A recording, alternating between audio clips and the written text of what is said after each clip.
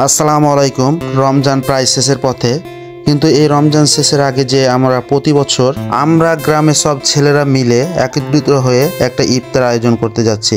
এই ইফতারের মাঝে যে কাজ করি বা প্রত্যেকে যে একটা আনন্দ উপভোগ করি, এই কাজের মধ্যে যারা এই ধরনের কাজগুলো করে তারাই বুঝতে পারবে। এর মধ্যে মনে করেন আমাদের একটা নবাব আসলো, এই নবাবের মধ্যে মনে করেন সবাই যে যার মতো করে যতটুকু পারি সবাই কাজ করছে। আর এই কাজের মধ্যে দিয়ে আমাদের ভালো লাগা সেটা বলে প্রকাশ করতে পারবো না।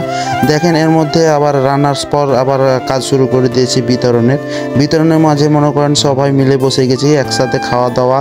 যে সুন্দর মুহূর্ত গড়ে উঠেছে সেটা অনেক সুন্দর, এবং গ্রামের সব ছেলেদের মধ্যে যে একটা ভ্রাতৃত্ববোধ দরকার, সেই ভ্রাতৃত্ববোধটা অবশ্যই একত্রিত কাজ করে। এর জন্য বিশেষ করে প্রত্যেকটা গ্রামের ছেলেদের মিলে একটা ইফতার আয়োজন বা যে কোনো একটা অনুষ্ঠান করলে ভ্রাতৃত্ববোধটা বজায় থাকে।